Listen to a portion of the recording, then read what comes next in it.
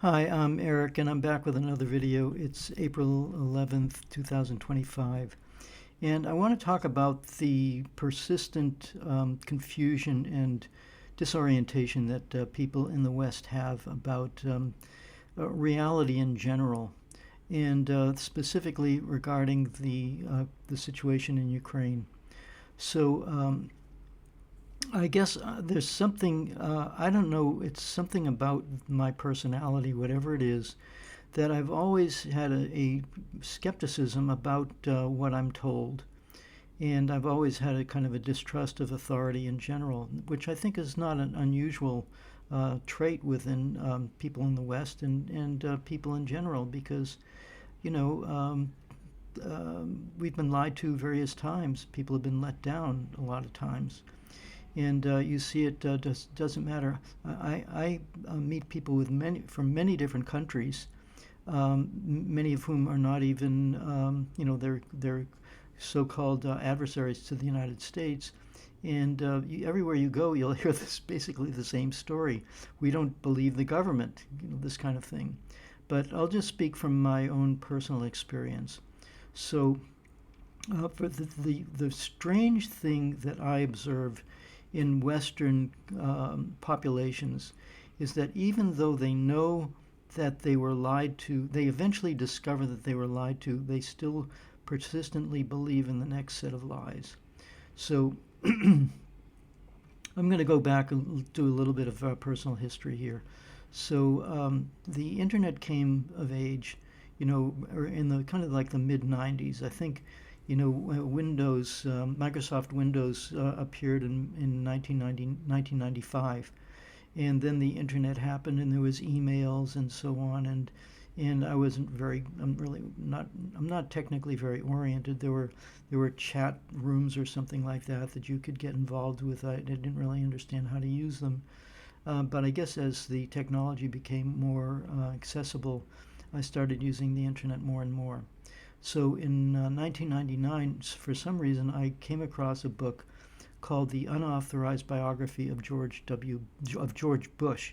That is George H.W. Bush. That was the father of George W. Bush, who was the president who came to power in 2000. And I'll explain a little bit about that in a second. But the main point of it was called the unauthorized biography of George Bush. And I'm not sure, I think it was published maybe in the late 80s or sometime during the 1990s, but it was free, it was online, and I read this book. And basically, what the book talked about, was the fact that George H.W. Bush, as it was presented to us as an American citizen, was quite a difference from what he actually represented. It turns out that his father, Prescott Bush, was a wealthy banker. He was a member of a secretive fraternity in Yale called Skull and Bones. And as you go deeper down the rabbit hole, you find out that Skull and Bones was founded by an American guy who was involved in the opium trade in China. And of course, the opium trade in China was devastating for Chinese society. And it took that was with the Opium Wars took place in the mid 19th century, and it took another century basically for the communists under Mao Zedong to kick all these foreigners out of China, and that started the rise of what is now, arguably the most powerful country economically in the world. And one could say, from one point of view, it would certainly give the United States a run for its money, so to speak, if there was ever a shooting war between the two countries. But in any case, so you had this is Skull and Bones, and it's a very selective, secretive fraternity where you have to be chosen in order to be involved in it, and they have a very what can I say, kind of secretive, you could say cult-like initiation process, where apparently from another book that I read, they put you through a kind of near-death experience where you have to lie naked in a coffin, and it's as if you are being, you're dying, and then somehow and there's other rituals that may involve sexual aspects to it, which are, basically, what can I say, either traumatizing or putting some kind of imprint in your brain where you become part of this organization. So it becomes very tight knit, and they're very secretive about what they do. So so it turns out that this guy Prescott Bush was he was involved, you could say tangentially, with an attempt to overthrow the government of Franklin Delano Roosevelt in 1934, called the Business Plot. And several of these major industrialists, have this idea in their heads that we ordinary people have nothing to do with the success of the United States. It's their ability to organize us cats, so to speak, to get them to create the industrial powerhouse that the United States was in the 1920s and 1930s and into the 1940s and 50s and 60s. But of course, in the 1930s, you had the Great Depression, which was brought on by speculation in Wall Street. Lots of people lost everything, not just capitalists, but average people lost everything. The farmers in the Midwest, went through terrible times. And Roosevelt was basically elected president to try and fix this situation. And these industrialists, who one of them was Prescott Bush. You had several CEOs of major corporations, the names of which escapes me at the moment. But you also had people like Allen Dulles and John Foster Dulles, who were in this whole kind of club, to borrow the term from George Carlin, who were basically trying to commandeer U.S. policy, and to a large extent they really have. So it turns out that during the 1930s, these people like John Foster Dulles and Allen Dulles started developing, and Prescott Bush were developing business relationships with the Nazis in Germany. And following World War II, Allen Dulles, who was he was like an intelligence officer under Roosevelt, was secretly negotiating with Nazis behind Roosevelt's back to have a separate peace with Nazi Germany, in which case they would then join forces with the remnants of the Wehrmacht and then reinvade the Soviet Union and defeat it. Winston Churchill actually had a plan called Operation Unthinkable. And fortunately, the Soviet Union got wind of this, and they could see, movement of these forces positioning themselves to reinvade the areas of Europe that were controlled by the Soviet Union following the end of the Nazi regime. And Stalin said to Churchill, there's some really strange stuff going on there. What do you think you're doing? And Churchill, disingenuously said, "Oh, I don't know anything about that." Well, he did know. He knew exactly what was going on. So this is the kind of double dealing that we saw as a feature of U.S. and Western foreign policy. Okay, so now we move into the. So this is a lot of this information came through in this book, the Unauthorized Biography of George Bush. So we know that the Bush family has connections going back decades to Nazi ideology. We also heard in the late 1980s that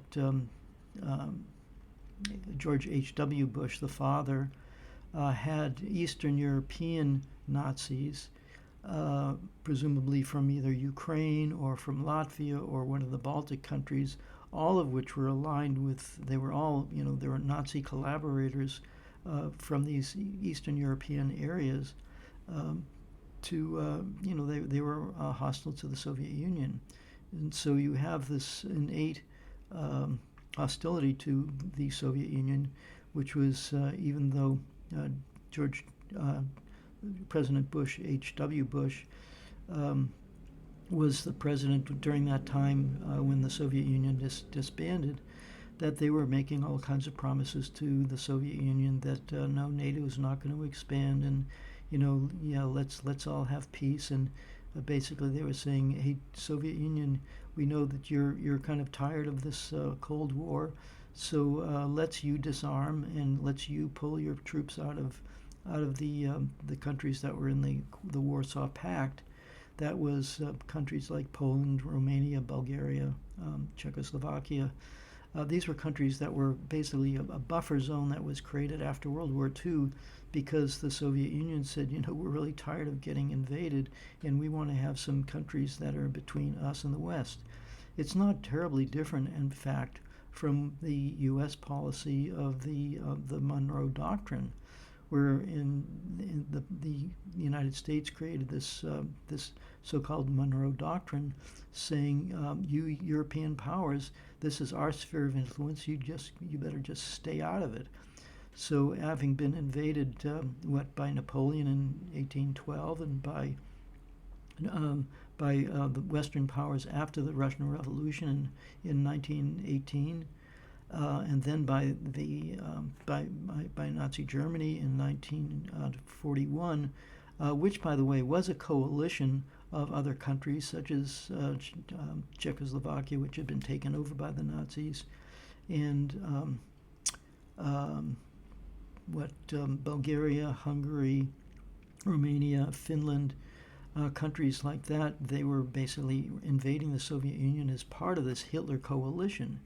So the Soviet Union, obviously defeated them all basically single-handedly.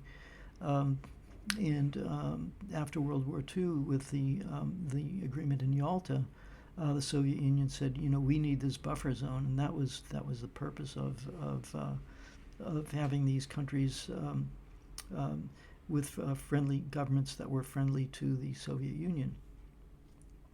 But the West was immediately plotting against the Soviet Union. They created, first of all, Churchill, made his famous, I think it was Fulton, Missouri speech, talking about an Iron Curtain. So Churchill's latent and innate hostility to the Soviet Union and to Russia in general, because the British have had it in for Russia for at least since the Crimean War, when the Soviet Union, or when Russia invaded England.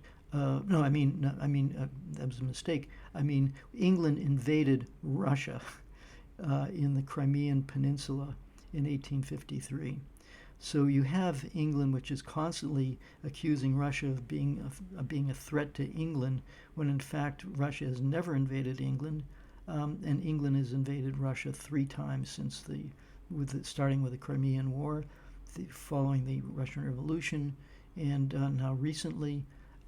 You're making extremely hostile statements towards Russia in this Ukraine war, and in fact even supplying both intelligence as well as missiles, which are being used against Russia. So technically, the United Kingdom, England, is waging a war against Russia, and if Russia didn't exert extreme restraint, they could send one missile to the island of England, and it would be over. And England would be literally washed off the map.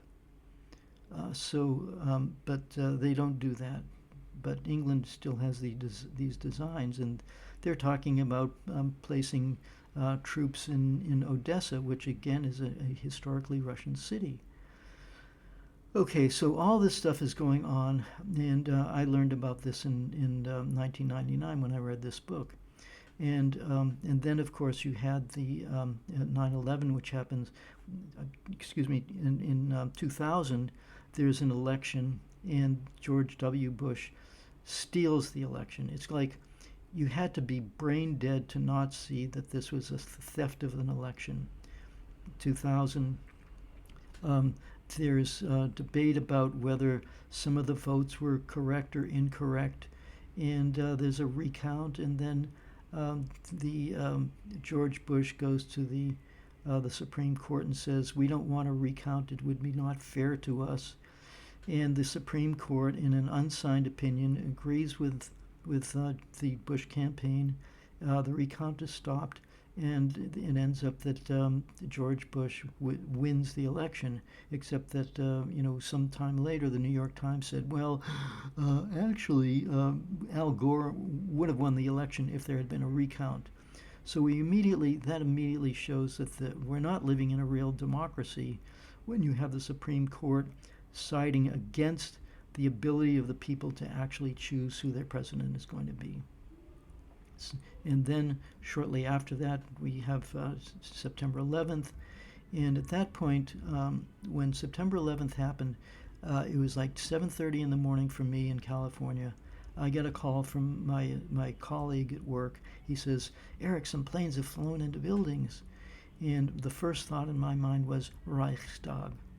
So what do I mean by that? Well, Hitler in 1933 basically got control of the German government through various machinations, and even though he only won 33% of the vote, but he becomes the Chancellor of Germany through, as I say, these kind of plots. And shortly after that, there is an attack on the Reichstag. That's the equivalent of the Capitol in Washington, D.C.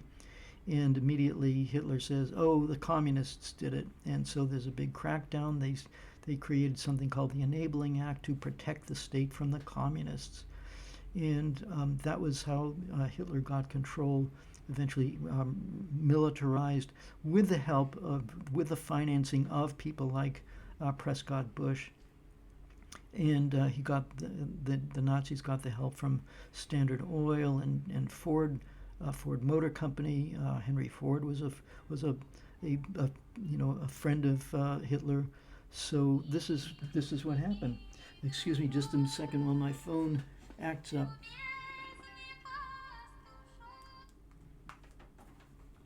So the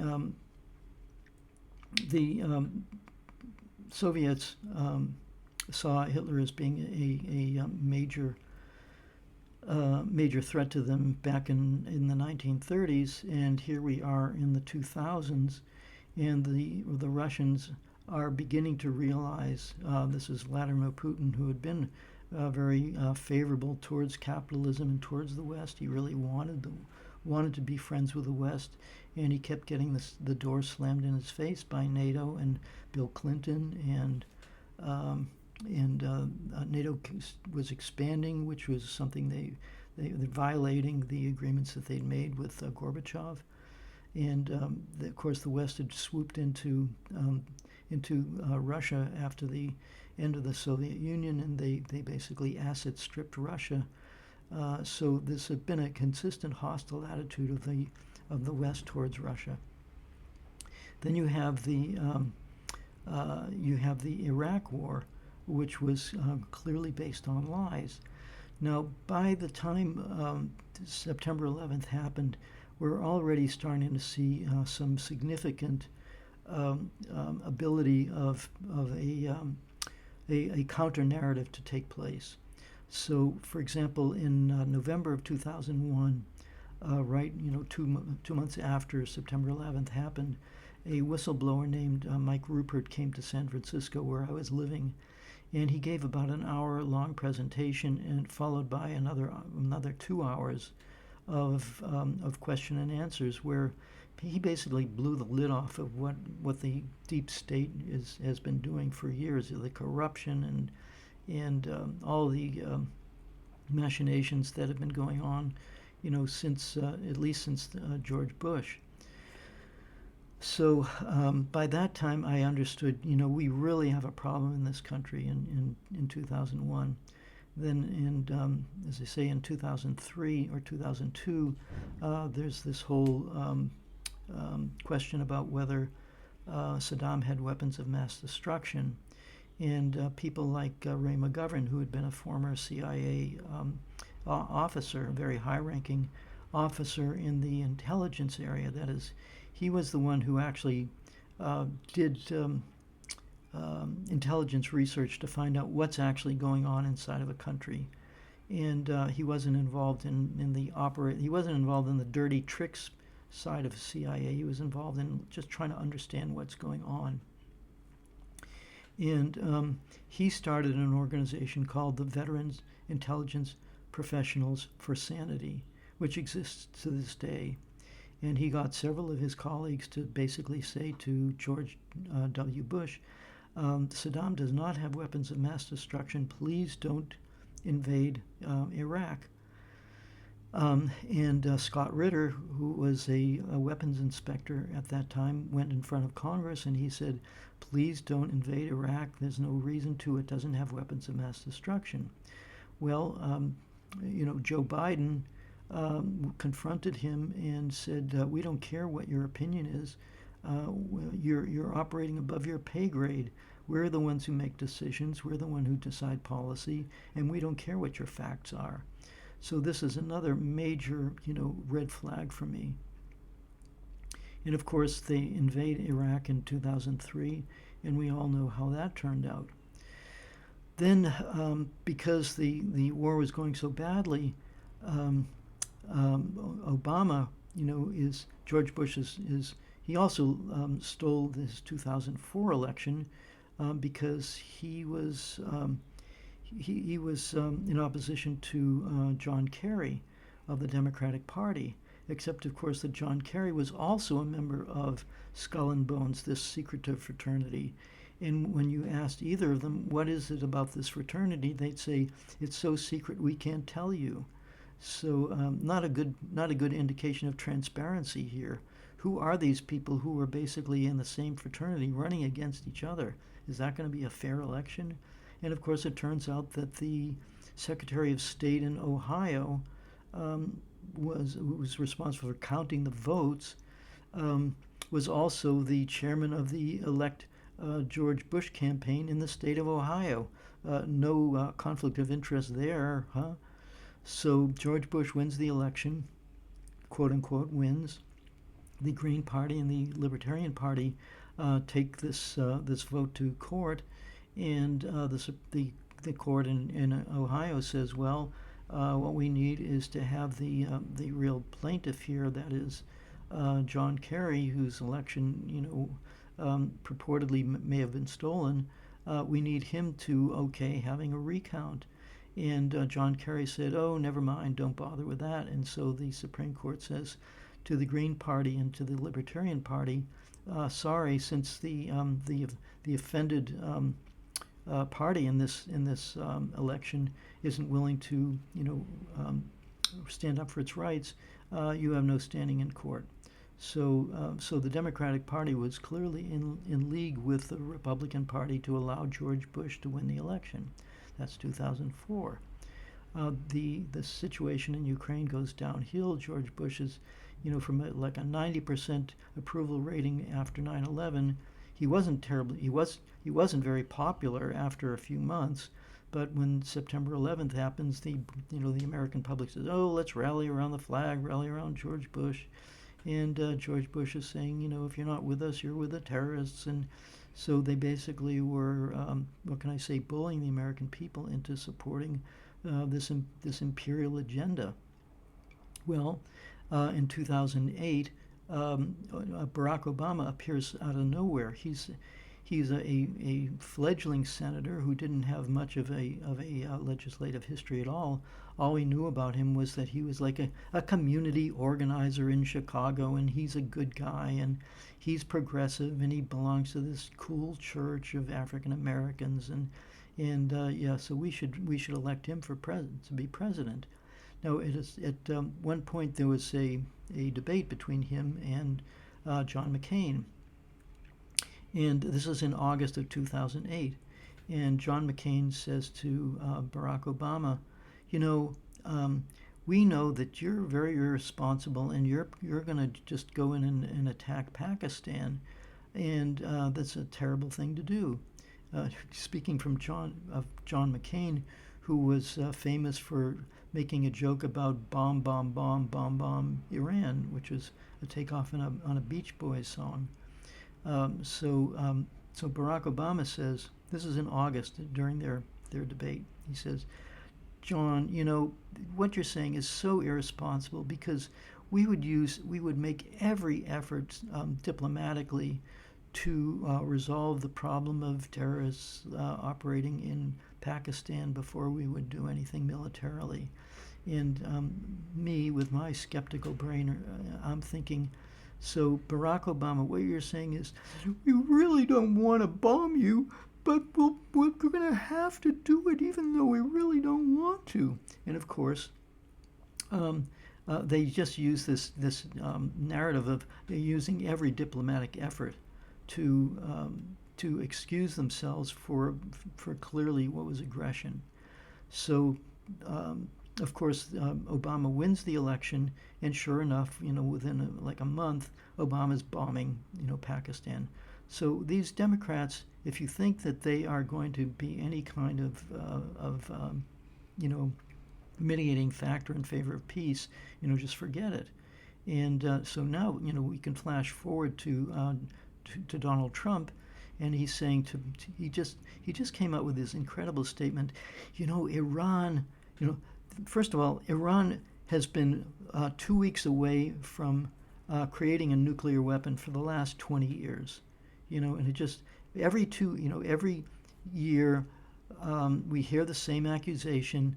Iran is going to develop a nuclear weapon. They're on the verge of developing a nuclear weapon, and we really don't want to invade them, but we're just going to have to do that, even though recently the National Intelligence Estimate said that no, Iran is not building a nuclear weapon, and yet Trump comes out and he says, you know, we're in a very dangerous time now where Iran is, you know, if they don't make a deal with, we know they want to make a deal with us, but you know, if they don't make a deal, so I'm afraid some bad things are going to happen. And you know, this is the kind of what kind of, where do we hear this kind of threatening talk? You know, it's just very very inflammatory and, you know, not helpful at all. And they're just playing with fire. So why do I bring all this stuff up? It's because in the context of the Ukraine war. In 2022, Russia initiates what is called a special military operation, where they basically went into Ukraine with around 150,000 troops. They're in, you know, shooting distance of Kiev, and Kiev, the government in Kiev under Zelensky says, okay, yeah, we should negotiate. Okay. So they're sitting in Istanbul, and they hammer out an agreement, and of course Zelensky violates the agreement immediately, presumably because of pressure or encouragement, however you want to describe it, with Boris Johnson. So in 2022, I get phone calls from my friends in America, and they say, Eric, what's your opinion about this? I said, you know, it's quite obvious. You know, the U.S. has been itching for war with Russia. They want to destroy Russia to get its resources. That's what it's all about. And they're using Ukraine as a battering ram against Russia. Oh, Eric, you don't know what you're talking about, and how dare you say this kind of thing? And it's clearly Russia's the aggressor, and so on and so forth. And I said to them, look, you know, you can believe CNN or you can believe me. I've been writing about this since 2015 because in 2014 the United States staged a coup. I knew at that time, and anybody who had any you know, curiosity about this situation knew that Victoria Nuland was on the phone with the ambassador to Ukraine, Jeffrey Pyatt, and they were plotting the coup. And at the end of the phone call, Victoria Nuland says we just got to get the attaboy from Joe Biden, who was the vice president at the time. So, and of course, Obama was the one who was initiating this. So the coup happens. These Nazi formations who had been collaborators with the Germans during World War II, these Ukrainians were collaborating with the Nazis during World War II. They committed massive atrocities, and following the defeat of the German Nazis, the Ukrainian Nazis continued to fight the Soviet Union into the 1950s, and eventually they were brought to heel, so to speak. But the CIA was backing these people secretly for years.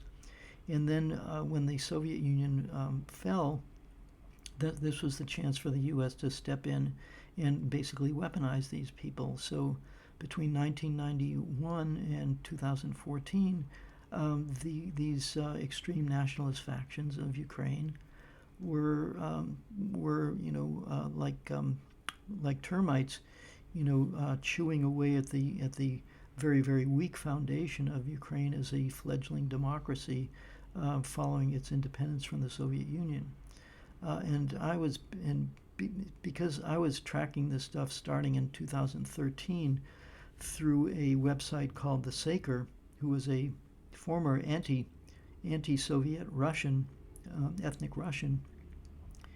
He got a job working in kind of intelligence with an organization affiliated with NATO, and he finally realized that what was going on here was not the issue of Soviet Union being so bad. It was the issue of the United States and the West staging he called it "Stop the Empire's War Against Russia."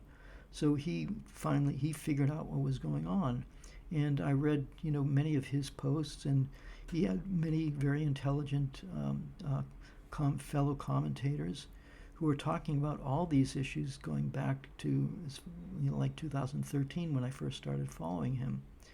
So 2013, I realized there's an issue going on in Ukraine. 2014, the coup happens. I'm following exactly what's going on with that. In 2015, I make a trip personally to Crimea, to Sevastopol, and I talk with people there, and I ask them, what actually happened here. And one particular couple that I met said that they were instrumental in organizing a referendum to get to be free of Ukraine, which had been treating them poorly ever since the independence, and maybe possibly even before the Ukraine Soviet Socialist Republic became independent. You had these nationalist factions within the Ukrainian body politic who were fundamentally hostile to ethnic Russians. So, and I'm there, listening to what these people are saying. So I knew what was going on. But of course, nobody in the West is following any of this. The war breaks out between the breakaway republics of Donetsk, who were physically attacked, bombed by the coup regime that the United States installs. And I'm seeing what's going on. Other people see what's going on. One of the heroes of that time was a guy named Russell Bentley, who was living in Texas, and he said, "This is obviously a fascist takeover of Ukraine by U.S.-backed forces." And he said he just couldn't allow that to happen. He went there and physically fought to prevent a massacre of the people in eastern Ukraine. So I was, very familiar with all of this stuff. And in 2015, I go there and I wrote a couple of articles, talking about this. Years go by. There's agreements called the Minsk agreements. Those are violated consistently by the Ukrainians with the support of France and England and presumably the United States as well. And in 2022, it becomes very, very clear that a massacre is being prepared using the rejuvenated army of Ukraine, which was built as basically a NATO army, with the help of NATO officers and NATO equipment. All this was, it was like transparent, very obvious what was going on. But the American people are systematically kept in the dark about this. And I get these phone calls from people saying, Eric, why are you so sympathetic to the people in the breakaway republics of Ukraine, and why are you, why can't you condemn Russia for, basically for invading Ukraine unprovoked? So that is the purpose of this this rant that I'm giving you, to give you some kind of background on what this is all about. And I've included below this video the two articles that I wrote from 2015. One on my visit to Moscow, which was the Victory Day of the 70th anniversary of the Victory Day, which for me was very important because I had family that was killed by Nazis during World War II, and I understood that the Soviet Union was the one that was basically, defending the entire world against these fascists. And as the movie that I posted recently pointed out, even the American ambassador to the Soviet Union at that time said that if the Nazis had won against the Soviet Union, they would have captured all of those resources, and the United States would have been next on the list of countries to be attacked, and the Germans would have overpowered even the United States, and it would have been a complete catastrophe for mankind. But will the Soviet Union ever get any credit for that? They systematically won't allow it. Why? Because you go back to the 1930s and you can see these fascist sympathizers within the U.S. body politics, which are deeply embedded in the decision-making centers within the United States, so that people don't really understand what's going on. You're completely ignorant of this. But what's happened is that since the special military operation, which is called that because if Russia had been serious about a war, they would have flattened Kiev, the Verkhovna Rada building, the presidential buildings, all of that stuff. The Russians could have just flattened it, just the way they did Berlin in World War II. But they didn't do that because they wanted to, preserve, they didn't want to cause massive civilian casualties. So that's basically what was going on. But now what we're seeing is that it's quite clear that despite all the Western propaganda, Russia has proven that they're not going to put up with this crap, and they're winning on the battlefield. And the West is in continual denial about all this. But if you listen to people like Larry Johnson, who's a former CIA operative, who also, he's like a spy who came in from the cold, and you listen to Ray McGovern, you listen to Scott Ritter and other military experts, Daniel Davis. These are people who are seasoned military professionals or intelligence professionals, and they're telling you, do not believe what the United States government and the media are telling you. It's all BS. And yet, people are still very, very slow to believe the truth. And what I'll finish with is to say that they lied to us, lied to you about the causes of the Vietnam War. They lied to you about the causes of Afghanistan. They lied to you about the causes of Iraq. They lied to you about Libya. They lied to you about Syria. And yet, when they come out with a new set of lies about the circumstances surrounding the war in Ukraine, you believe them. And I just have to ask, why? Why, after all these lies that we're being told about the reasons that the U.S. has for starting wars or fomenting wars, or provoking wars, why do you still keep believing them? I don't understand it. And the worst part of it is that I can make these statements. I can do my own research. I can physically go to these places and ask people. And as I pointed out in one of my my blogs from 2015, I met a woman who was in the Ukrainian army in 2013, and she said she saw a coup coming, and as an ethnic Russian living in Crimea, she realized as soon as that coup happened, she had to go home and defend her country, defend Crimea, defend Sevastopol from fascists. She understood what was going on. I understood because I listened to her and I trusted her. And subsequently, of course, other people like Regis Tremblay or Bruce Gagnon have gone to Ukraine, and they have also independently confirmed all this. So I've done my homework, but the average person is either too lazy or too brainwashed, or just has an inability to exert enough critical thinking to see through all this. So that is the problem. And until the American people finally wake up and they just say enough, we're not going to buy the New York Times anymore. We're not going to buy the Washington Post anymore. We're not going to buy subscriptions to cable news, with MSNBC and Fox News and all the rest of them. As this fellow Mike Rupert said in 2001, the first person I referred to earlier, he said, "Don't give your money to people who lie to you." That is the main point I'm trying to make in this video. Do not give your money to people who lie to you. There are credible people like Ray McGovern, like Larry Johnson.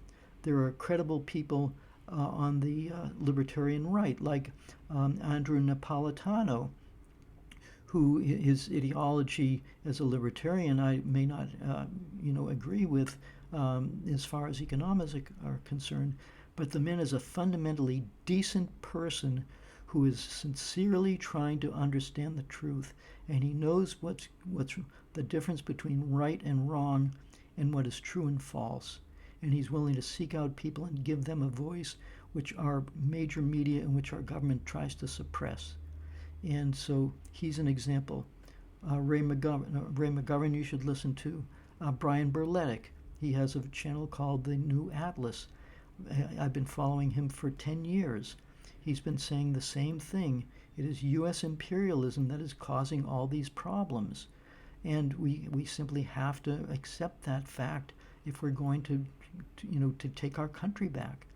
The gray zone is another example. Max Blumenthal, Aaron Mate, Ben Norton, Geopolitical Economy Report, Michael Hudson, Richard Wolff. These are economists who are talking about the economic dysfunction of the U.S. system, capitalist system, which is leading us down the primrose path to basically oblivion. So there are sources out there. You simply have to turn off the crap that you're fed and start listening to those people. They're on YouTube. They're on, I'm naming some names. If you just do Google searches, you can find them. So that's basically what I want to talk about today. And I hope that this will be helpful as a kind of a wake-up call for all of you to, see through the propaganda finally. And many of you are like slowly waking up to it. But, as I wanted to point out earlier, when I have family members who are flying a Ukrainian blue and yellow flag, I was extremely disturbed by this, because even highly intelligent, educated people simply fell for the U.S. propaganda. Poor little Ukraine is not poor little Ukraine. It is a dagger trying to destroy Russia in order to get its resources, and they're willing to use the absolute worst people, such as the Azov Battalion and Tornado and other these extremist military organizations in Ukraine, just like they used ISIS or Al Qaeda. They employ these people, they hide behind them, and they say they're so bad, but they're actually weaponizing them. And so this is a major problem, and people need to see through this.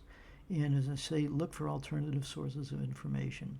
So thank you all for listening to this. I know it's kind of a rant. I hope I haven't turned you off, but it's like as Morpheus said to Neo in the movie The Matrix. I didn't say it would be easy. I'm just saying it's the truth. That's what we need. We need the truth. So just in closing, please, like and share this video, and like and share the post that I've done on Substack, and also, if you can, visit my stores where you can buy an information billboard T-shirt which says, question everything, and start. We've got to increase the political and social consciousness of the people in the United States, because if we go sleepwalking into a nuclear war, which is quite possible, we're all going to die. It's really that bad. So thank you for listening, and I'll catch you next time.